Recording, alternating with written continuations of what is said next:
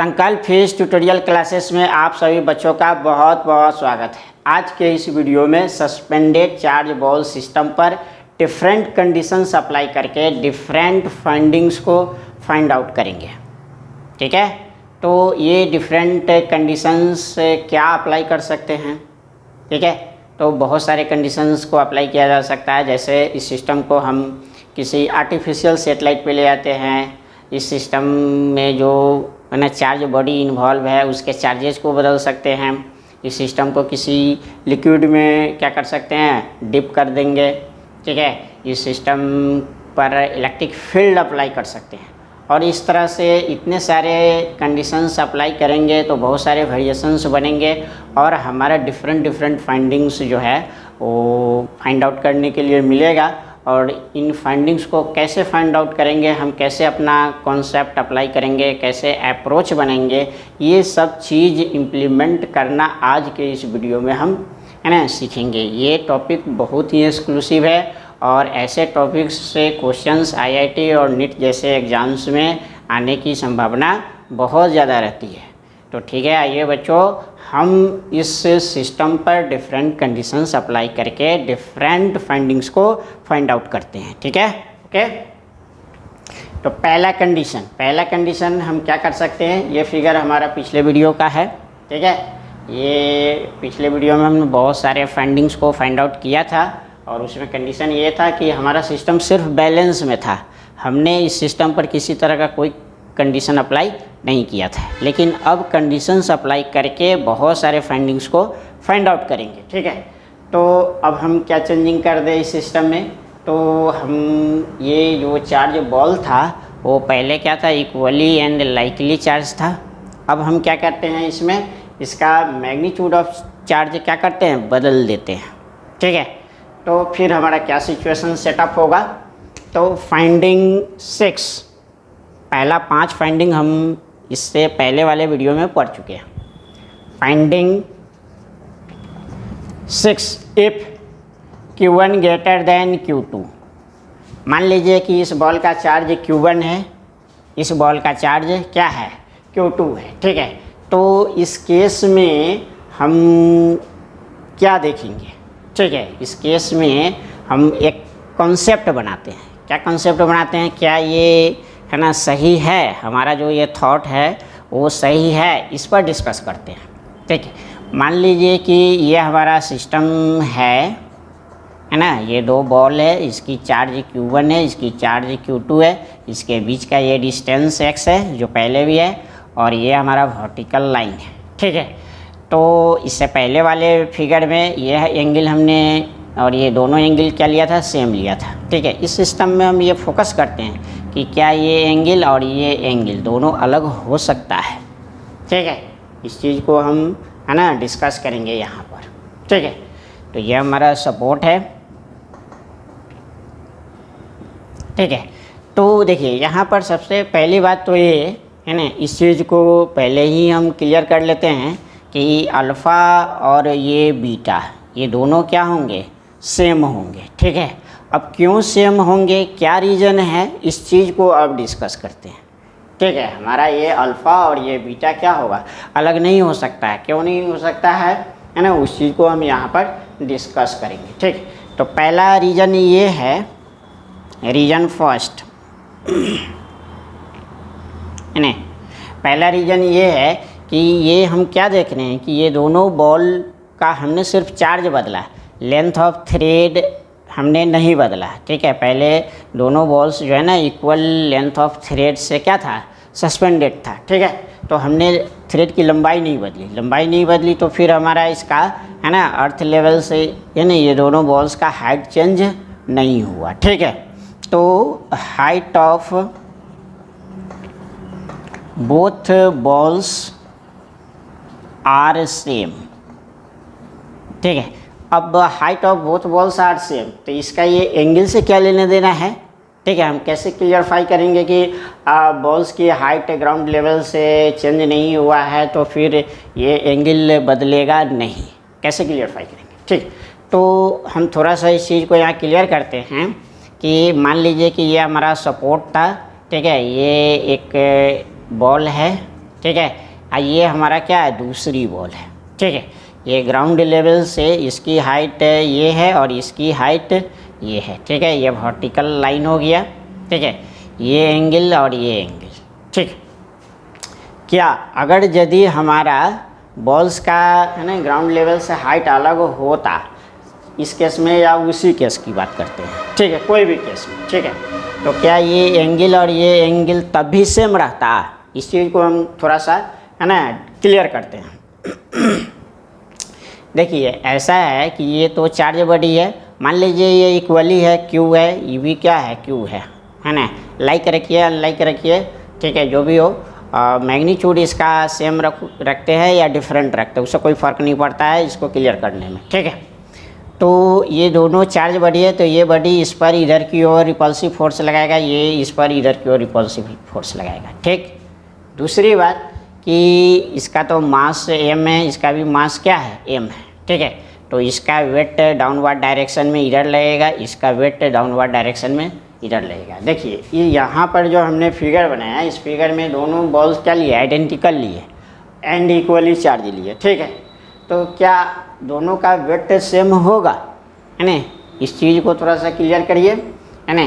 तो नहीं, ये दोनों का वेट सेम नहीं होगा, इसका वेट अलग होगा, इसका वेट क्या होगा, अलग होगा। इसका वेट W1 होगा, इसका वेट W2 होगा, क्योंकि हम जानते हैं कि कोई भी ऑब्जेक्ट जितना अर्थ सरफेस के नियर होता है उसका वेट उतना ही ज़्यादा होता है। जैसे जैसे वो ऑब्जेक्ट ऊपर की ओर जाएगा, है ना, और अंत में उसको स्पेस में ले जाते हैं, कहीं बाहर ले जाते हैं, तो क्या होता है, उसका वेट वहाँ जाकर 0 हो जाता है। ये सब चीज़ हम है ना जानते हैं, अच्छी तरह से जान रहे हैं, समझ रहे हैं। वेटलेसनेस की केस आ जाती है काफ़ी ऊपर जाने पर, ठीक है।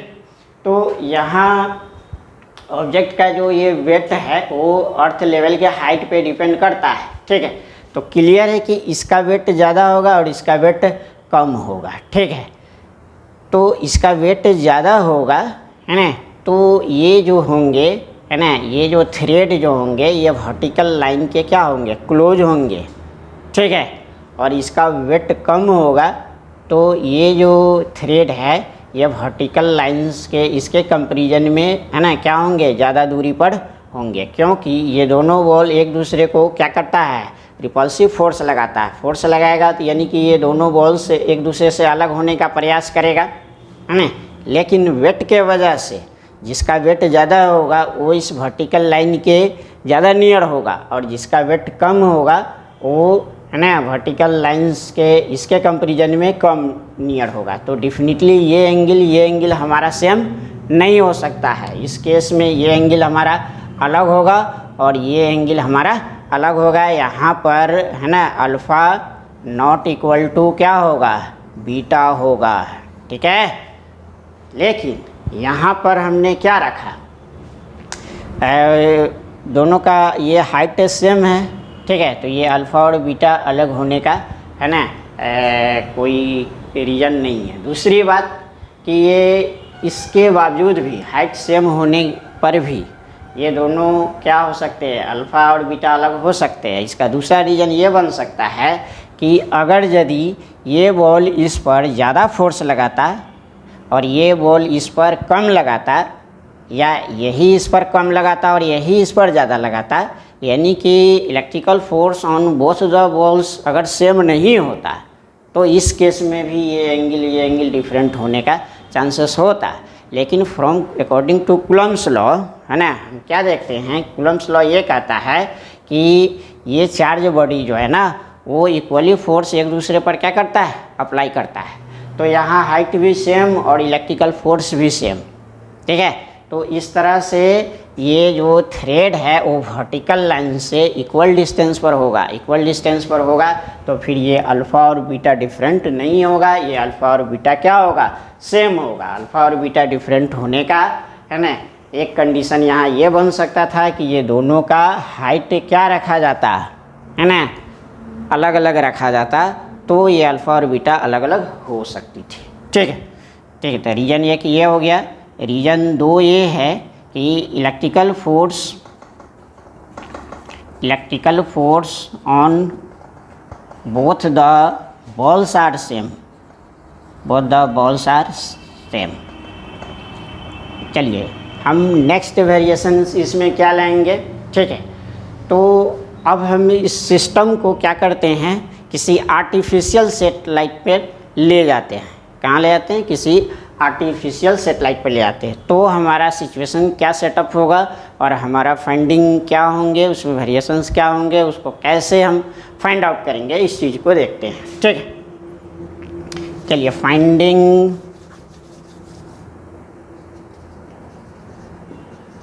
फाइंडिंग 7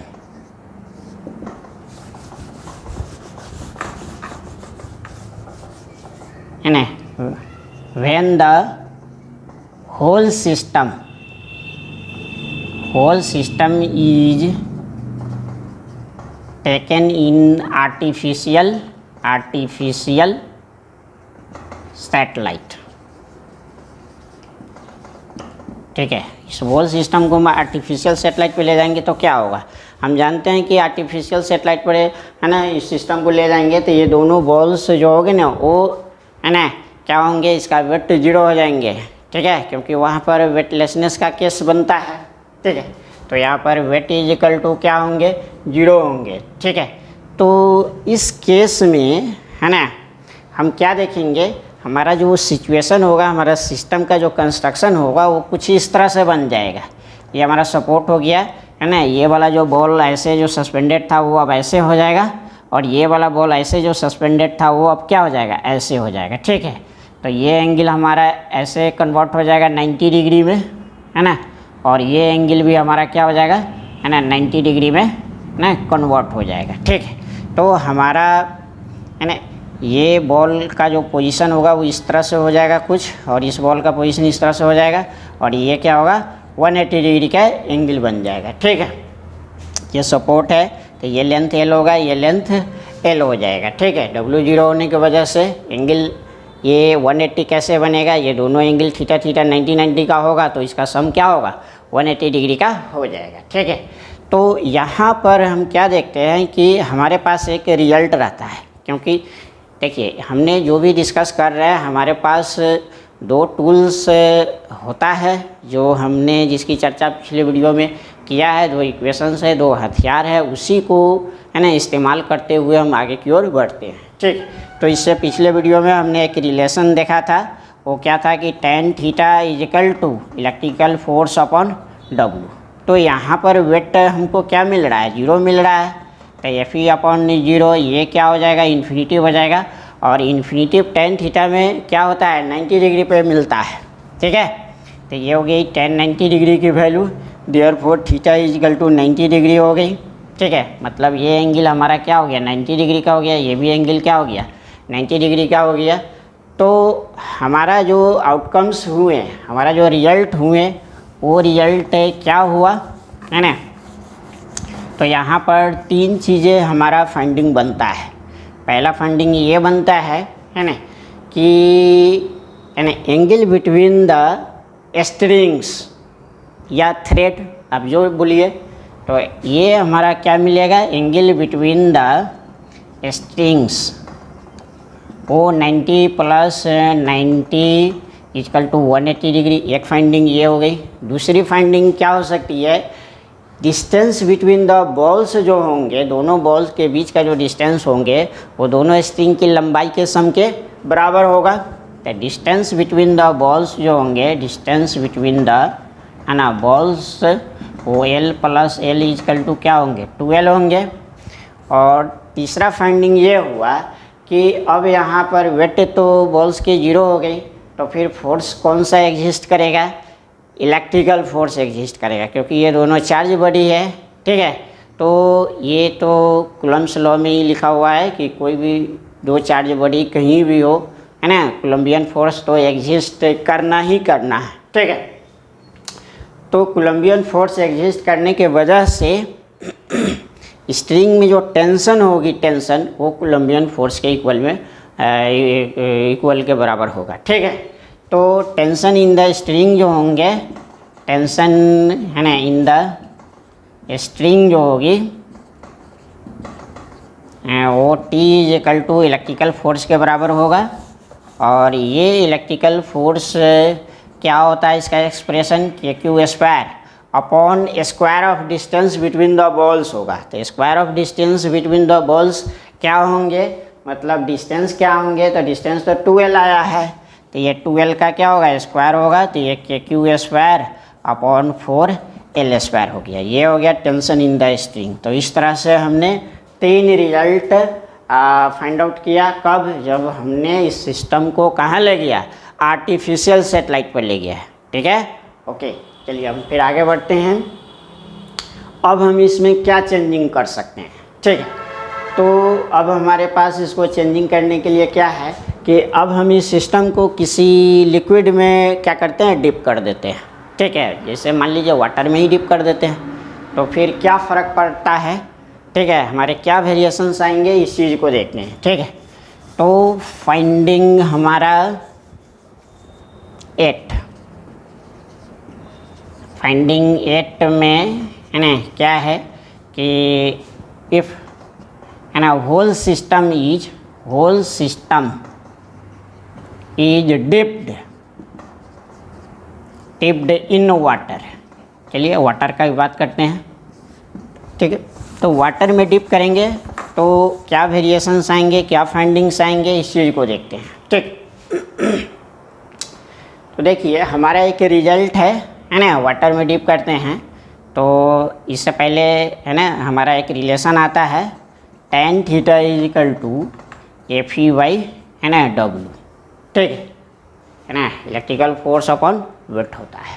ठीक, तो जब हम इस सिस्टम को वाटर में डिप करेंगे, ठीक है, तो क्या हमारा tan थीटा की वैल्यू, इलेक्ट्रिकल फोर्स की वैल्यू, वेट की वैल्यू है ना वही होंगे जो एयर में था या अलग होंगे।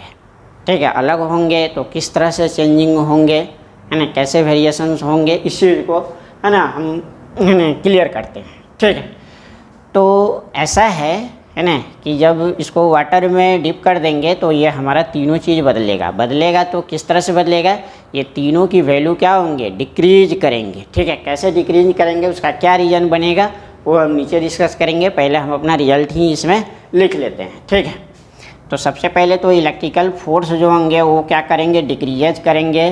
वेट ऑफ द बॉल्स जो होंगे वो भी क्या होंगे, डिक्रीज करेंगे। और ये दोनों के डिक्रीज होने की वजह से tan थीटा की वैल्यू होंगी वो भी डिक्रीज होंगी। ठीक है, तो इस तरह से tan थीटा की वैल्यू भी क्या होंगे, डिक्रीज करेंगे। तो फिर ये क्यों डिक्रीज करेगा, इस चीज़ को क्लियर करते हैं। इसका क्या रीज़न है, तो रीज़न इसका फर्स्ट रीज़न जो हम देंगे है ना वो क्या है कि फर्स्ट रीज़न इसके कनेक्शन में लेते हैं कि इलेक्ट्रिकल फोर्स क्यों डिक्रीज करेगा। ठीक है, तो ऐसे हम जानते हैं है ना, पहले भी पीछे से पढ़ के आए होइएगा आप लोग, चैप्टर में पढ़े होंगे है ना, कि जब किसी चार्ज बॉडी को किसी लिक्विड में ले जाते हैं तो वहाँ पर दोनों के बीच लगने वाला इलेक्ट्रिकल फोर्स जो होता है वो उस मीडियम के डाइलेक्ट्रिक कांस्टेंट पे डिपेंड करता है। ठीक है, तो हर मीडियम का अपना एक डाइलेक्ट्रिक कांस्टेंट होता है, के की वैल्यू होती है। वाटर के लिए के की वैल्यू कितना होती है वो आप लोग को मालूम है, कितना होती है, कुछ याद आया, 81 होती है। ठीक है, तो वो उस पर डिपेंड करता है। तो डेफिनेटली के की कुछ ना कुछ वैल्यू होंगी, तो इलेक्ट्रिकल फोर्स का वैल्यू जो होता है उस मीडियम में क्या हो जाता है, कम हो जाता है। ठीक है, less than electrical force in comparison with air. ठीक है, तो यहाँ पर पहला रीज़न ये है कि एफ वाटर जो होगा, एफ वाटर वो F/81 के बराबर होता है। ठीक है, तो यहाँ पर एकदम क्लियर है नहीं कि है ना इलेक्ट्रिकल फोर्स इन एयर जो भी हो वो किसी मीडियम में ले जाते हैं तो ये इलेक्ट्रिकल फोर्स इन एयर जो होगा उस मीडियम में इलेक्ट्रिकल फोर्स के 81 टाइम्स के बराबर होगा। ठीक है, या ऐसा कहे कि मीडियम में जो इलेक्ट्रिकल फोर्स होगा है ना उस एयर में इलेक्ट्रिकल फोर्स के 81th पार्ट के बराबर होगा। ठीक है, तो इस तरह से मीडियम में इलेक्ट्रिकल फोर्स क्या हो जाता है, कम हो जाता है। ठीक है, तो ये क्या हो गया, कम हो गया। दूसरा रीज़न क्या है कि वेट जो होता है वो किसी लिक्विड में ले जाने पर किसी बॉडी का वेट जो होता है वो डिक्रीज करता है। क्यों डिक्रीज करेगा? क्योंकि उस पर लिक्विड जो है ना एक अपवर्ड थ्रस्ट फोर्स अप्लाई करता है। Weight decreases due to upward thrust ठीक है। तो इस तरह से हमने इस वीडियो में क्या देखा, जब हमारा सस्पेंडेड चार्ज बॉल सिस्टम है उस पर डिफरेंट कंडीशंस अप्लाई किए तो बहुत सारा वेरिएशंस मिला और बहुत सारा फाइंडिंग्स को हमने फाइंड आउट किया और फाइंड आउट करने के टेक्निक को सीखे। ठीक है, तो चलिए आज के वीडियो में बस इतना ही। अभी और ढेर सारे कंडीशंस अप्लाई करेंगे और ढेर सारे फाइंडिंग्स निकालेंगे जो कंपटीशन व्यू से काफ़ी इम्पोर्टेंट होगा। ठीक है, तो चलिए हमसे जुड़े रहिए, हमारे वीडियो को देखते रहिए। वीडियो अच्छा लगे तो लाइक कीजिए, सब्सक्राइब कीजिए और कमेंट्स में ज़रूर लिखिए। Thank you.